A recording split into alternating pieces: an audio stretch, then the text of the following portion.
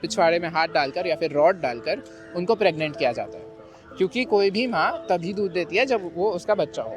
सब मैमल्स में, सब स्तनधारी जानवरों में, हाँ, जो भी जानवर होते हैं वो तभी दूध देते हैं जब बच्चे होते हैं। और नेचुरली तो वो बार बार बच्चे नहीं देती और दूध भी नहीं देती। हाँ, तो अब बच्चे करने ही पड़ेंगे उसके लिए, तो फोर्सफुली उनको गर्भवती बनाया जाता है। और इसको सिखाने के तो गवर्नमेंट खुद प्रोग्राम्स रन करती है, जगह जगह जाके गौशालाओं, छोटी छोटी गौशालाओं से बड़े बड़े फार्म तक वो लोग जाके सिखाते हैं कि ये सब कैसे किया जाता है, तो दूध का उत्पाद बढ़ पाए, क्योंकि हम लोग उतना दूध मांगते हैं, दूध की डिमांड हम लोग उतनी करते हैं। उसके बाद अगर बछड़ा हो तो उसे या फिर तुरंत बाहर छोड़ दिया जाता है मरने के लिए, भूखा मरने के लिए, या फिर उसको कत्ल खाने भेज दिया जाता है और उसका एक्सपोर्ट होता है।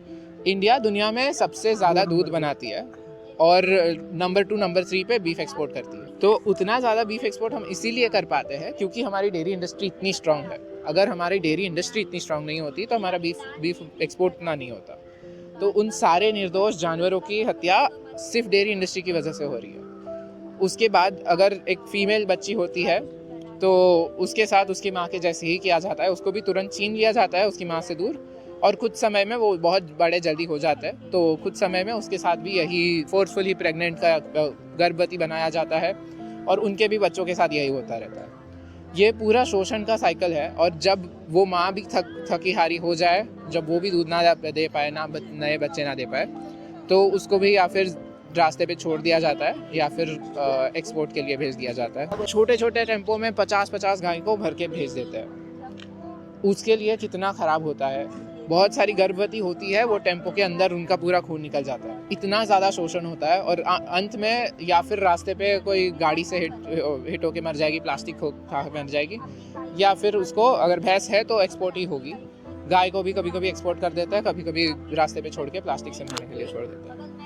क्योंकि ये बिजनेस ही वैसा है कि अगर तुम एक जानवर को लेके मशीन की तरह यूज़ कर रहे हो, मशीन जब कुछ देना बंद कर देगा तो मशीन को छोड़ना पड़ेगा, मशीन को फेंकना पड़ेगा। अब आपको ये सब चीज़ अच्छी लग रही है? बहुत बुरी लगती है। बहुत बुरी लगती है पहले से ये बहुत बुरी चीज़, ऐसा नहीं होना चाहिए। इसको रोकने के लिए क्या कर सकते हैं हम? इसके लिए रोकने के लिए और सनातनी लोग तो प्रयास कर ही रहे हैं गौ हत्या रोकने के लिए। गाड़ी हमारे इधर भी पकड़ी जाती है। गाय भैंसों के साथ ये सब चीज़ें डेयरी इंडस्ट्री में होती है। जब मैं दूध के लिए पैसे दे रहा हूँ तब ये सब शोषण हो रहा है। मैं तो मीट नहीं खा रहा, मैंने मीट टच भी नहीं किया कभी, बट मैं सिर्फ डेयरी के लिए पैसे दे रहा हूँ। जब पनीर के लिए, चीज़ के लिए पैसे दे रहा हूँ, तब ये सब चीज़ें हो रही है।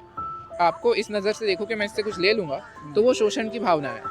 वो शोषण की भावना ही गलत है। शोषण करना तो भावना के बाद आता है, वो भावना ही गलत है। तो अगर उससे दूध भी लेना है तो वो भी शोषण ही हुआ।